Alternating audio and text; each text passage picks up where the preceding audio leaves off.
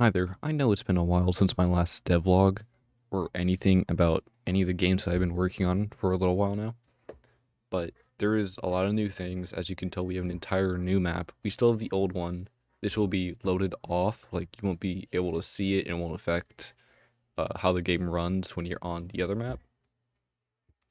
But there is a way to get there if you complete, so far what I have of this level, which currently isn't that much because I did have this massive bug that was messing with the entire game that I had to fix. It took me over a month to do. Now, the new things that we have is we have, clear instructions on how to do certain things. This one actually tells you how to grapple. The other one I don't even think said how to grapple. It does just kind of throws you in. No instructions, no anything. Now, we also have the lava pit in case, you fall off. When you do die, though, you no longer have the same velocity that you used to have, so you'd be completely still when you respawned, which, is needed because there's a lot of bugs with that one. There's also these, where if you kill this guy, you will then have the walls actually closed down. Let me show you what that looks like real quick. See, walls are gone. You can get some extra throwables for the next part, which right here is actually a invisible wall that after about 3 to 4 seconds will have 4 enemies spawn. So like once you enter the area, which is usually, takes you a couple seconds to get into. No, not that hard to do this one. There is a teleporter, which is really cool, and I enjoyed making the teleporter. As you can tell, it is the same teleporter that the boss from the old tutorial used to summon in, which, that of course takes you to the old tutorial. But if we go over here,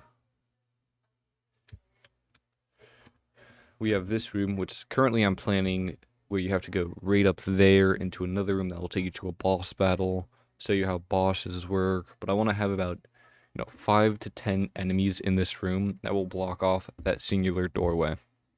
And maybe have an animation for the door to close off or open up after you're done killing the enemies.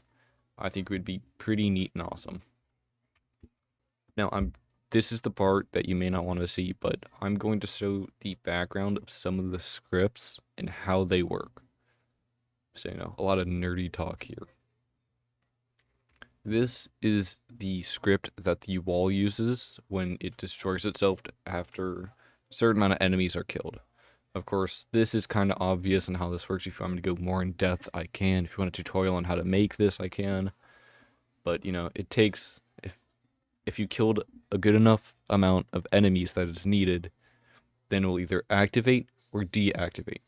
This one gets called in from the basic enemy script, which of course, this is the boolean that says, hey, do you want to have something change when you kill this enemy or its friends?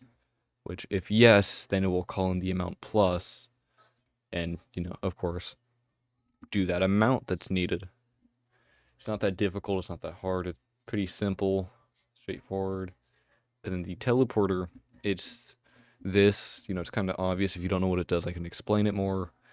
Has a timer, which how long do you want for the uh, teleporter to teleport you? Like, do you want animation? Which currently I don't really have one. And then, of course, starts the quarantine, which is saying, like, let's go and start this part of the script. This is, of course, waiting for the timer to complete itself. Once that's completed, it will teleport all of its coordinates to the targeted location, which would be this transformer here. Now I'm going to go ahead and show you what the teleporter looks like and how it works. Currently I have it to wait for a couple seconds, and then it will teleport you over here. I don't think I mentioned this with any of the older devlogs of the game, but now when you enter water, it has this new VFX, which is super cool. I can show you how to do it if you want. I can make a tutorial for it, uh, you know, but it's not that difficult to make. It took me maybe 30 minutes to script and make the VFX. Now the water texture is a lot different because it has two different things to make it work.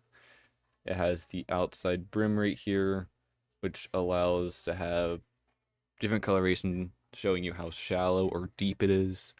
And as you can see right there, you have like the sun reflecting off the water there. Again, not that difficult to make. It's super easy. I think I've already made a tutorial on that part. But I can make one for the depth. Maybe like 10 minutes. Again, not that difficult. There's also saving and loading the file, which actually works even on the Unity editor. Right?